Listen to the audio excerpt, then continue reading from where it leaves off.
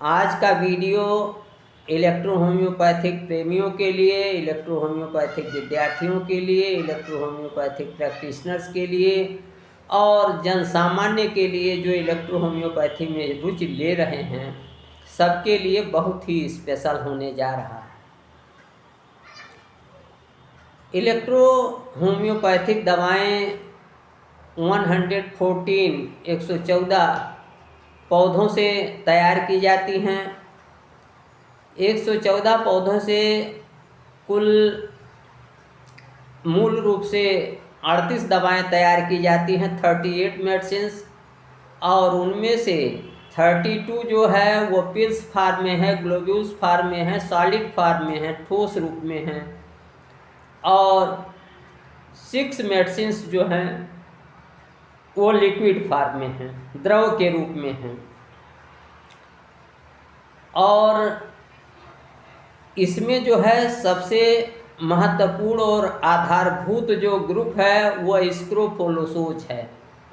स्क्रोफोलोसोज medicines जो हैं वह लिम्फ प्योरीफायर हैं, लसिका को शुद्ध करने वाली हैं, लेकिन इन औषधियों का उन अंगों पर प्रभाव है जो अंग लसिका को बनाते हैं, जैसे डाइजेस्टिव सिस्टम है, लीवर है, स्प्लीन है। ये सब जो है योग करते हैं तब लिम्फ तैयार होता है। तो ये आर्गन्स जो हैं इन्हीं पर ये जो है स्क्रोफोलोसोज औषधियाँ काम करती हैं। ये स्क्रोफोलोसोज में जो है S1, S2, S3, S5, S6, S10, S11। तो इस तरीके से आपने देखा कि जो मैंने अभी अभी नाम लिया इनमें कुछ गैप हैं, जैसे S4 मैंने नाम नहीं लिया, वो गैप है। इसके बाद S7, 8 और 9 गैप हैं। तो ये जो गैप हैं ये क्यों गैप हैं इनको हम बाद में बताएंगे। अभी हम उन्हीं 38 औषधियों की चर्चा कर रहे हैं। तो इस तरीके से स्क्रोफोलोसोज समूह में यह औषधियाँ मैंने आपको बताया। और अगला ग्रुप है लिम्फेटिको। तो जो ये लिम्फेटिको ग्रुप है इसका प्रभाव भी लिम्फ पर ही होता है, लसिका पर ही है, लसिका को ही ये शुद्ध करती है। अब आप सोच रहे होंगे कि स्क्रोफोलोसोज ग्रुप की भी औषधियाँ लिम्फ प्योरीफायर हैं और लिम्फेटिको भी लिम्फ प्योरीफायर हैं, लेकिन दोनों में यह अंतर है, स्क्रोफोलोसोज उन अंगों पर कार्य करते हैं जो लिम्फ बनाते हैं और लिम्फेटिको सीधे लिम्फ पर कार्य करता है। जब लिम्फ बन के तैयार हो जाता है, लिम्फ वेसल्स में आ जाता है, तो उस समय इनका कार्य शुरू होता है। अगली औषधि है एंजीवाइटिको। ये ब्लड ग्रुप की मेडिसिन्स है और इसमें जो है मुख्य रूप से 3 औषधियाँ होती हैं, A1, A2, A3। A1 का प्रभाव आर्टरीज पर होता है, धमनियों पर होता है।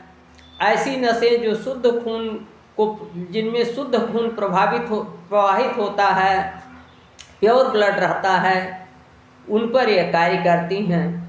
A2 जो है वेन्स पर कार्य करती हैं, जिनमें अनऑक्सीजनेटेड ब्लड होता है, अशुद्ध रक्त होता है, उस पर A2 काम करता है। और A3 जो है हार्ट और circulatory system as a whole, हृदय और संपूर्ण रक्त संवहन तंत्र पर A3 का कार्य होता है। अगली औषधि है कैंसरोसो। कैंसरोसो का काम तब आता है जब टिश्यू डिसइंटीग्रेशन, टिश्यू नष्ट होने लगते हैं, ऊतक नष्ट होने लगते हैं। जैसे कहीं मवाद बन रही है तो टिश्यूज जो है डिसइंटीग्रेट हो रहे हैं, विनाश हो रहा है। कहीं कैंसर हो गया तो वहाँ ऊतकों का विनाश हो रहा है, डिस्ट्रक्शन हो रहा है, बर्बादी हो रही है। तो वहाँ कैंसरोसो ग्रुप की औषधियाँ प्ले इनटू पार्ट। अब इनके जो करस्पॉन्डिंग नंबर हैं, जैसे S1 है और C1 है, तो C1 भी वही काम करेगी जहाँ S1 काम करेगा जिन अंगों पर। C2 उन्हीं अंगों पर कार्य करती है जिन अंगों पर S2 कार्य करती है। तो करस्पॉन्डिंग नंबर्स वही हैं, लेकिन जब फिजियोलॉजिकल क्रियात्मक गड़बड़ी रहेगी तो वहाँ स्क्रोफलोसोज ग्रुप की औषधियाँ आएंगी कम इनटू प्ले। और जब टिश्यू डिसइंटीग्रेशन इन्वॉल्व हो जाएगा, ऊतकों का विनाश इन्वॉल्व हो जाएगा, क्षय होने लगेगा, तो कैंसरोसो ग्रुप की औषधियाँ वहाँ इन्वॉल्व हो जाती हैं। कैंसरोसो ग्रुप में C1, C2, C3, C5, C6, C10, C जो है 11, तो इस तरीके से C17, तो ये औषधियाँ कैंसरोसो श्रेणी की हैं। अब इसी में से कुछ औषधियाँ ऑर्गेनिक और स्पेशल हैं, जैसे S12 है, स्क्रोफलोसोज नंबर 12, इसको मार भी कहते हैं। This is the medicine of eye, ये आँखों की औषधि है। इसी तरीके से कैंसरोसो नंबर 13, जिसको डाम्फिन भी कहते हैं, ये थ्रोट की औषधि है।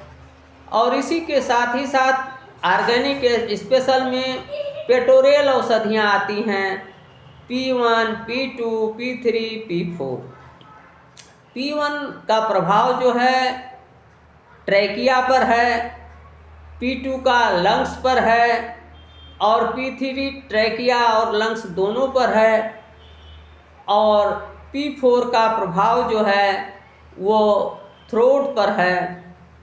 तो इस तरीके से श्वास संस्थान की ये औषधियाँ हैं। तो ये अंग विशेष की औषधियाँ हैं जो मैंने बताया। आँख की औषधि है S12, गले की औषध है C13, और श्वास संस्थान की रिस्पायरेटरी सिस्टम की औषधियाँ हैं P1, P2, P3 और P4। अगला ग्रुप है फेब्रिफ्यूगो।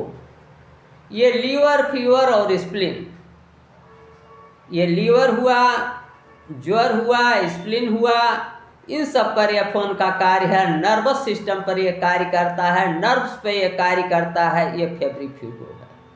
इसी तरीके से एक ग्रुप बनाया गया है वर्म्स और जर्म्स के लिए, वर्मन।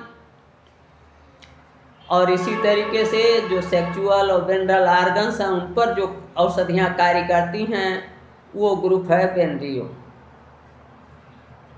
तो इस तरीके से ये 38 औषधियों का मैंने विवेचन किया, एक संक्षेप में आपको उनका नाम बताया। और जो 6 लिक्विड औषधियाँ हैं उनमें WE, RE, YE, BG और APP, सफ़ेद बिजली WE, लाल बिजली RE, पीली बिजली YE, नीली बिजली BE और हरी बिजली GE। तो ये जो इलेक्ट्रिसिटीज मैं बता रहा हूँ, ये जो है ऐसा नहीं है कि WE सफ़ेद बिजली है तो देखने में सफ़ेद होगी, ये रंग रहित हैं, इनका कोई रंग नहीं है। WE का मतलब WE वह बिजली है जिसको ऐसे पौधों से तैयार की जाती हैं जिनकी फ्लावरिंग, जिनके पुष्प जो है सफ़ेद रंग के होते हैं। इसी तरीके से RE जिन पौधों से तैयार की जाती है उनकी फ्लावरिंग लाल रंग की होती है, फ्लावर्स उनके लाल होते हैं। YE बिजली जो है पीले रंग के फूल वाले पौधों से तैयार की जाती हैं। इसी तरीके से BE जो है वो ब्लू, नीले रंग के फूलों वाले पौधों से तैयार की जाती है, और GE जो है वो हरे रंग के फूलों वाले पौधों से तैयार की जाती है, इसीलिए इसका यह नामकरण है।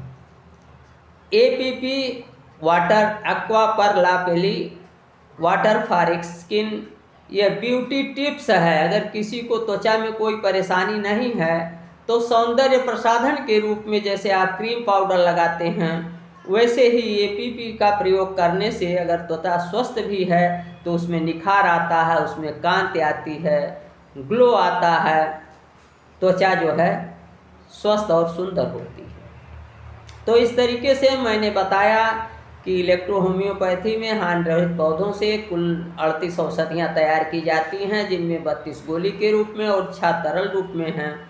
इसमें कुछ गैप्स हैं। अगले वीडियो में हम आपको यह बताएंगे कि इलेक्ट्रो होम्योपैथी में गैप्स कैसे आए और गैप्स का कन्फ्यूजन दूर करने के लिए हमारे इलेक्ट्रो होम्योपैथिक पुरोधाओं ने क्या किया, ये अगले वीडियो में हम कभी बताएंगे। और इसी के साथ ही साथ हम आगे जो है ये विभिन्न ग्रुप की औषधियों की विवेचना अलग अलग विस्तार से करेंगे। आज बस इतना ही। नमस्कार, मैं डॉक्टर प्रेम नारायण।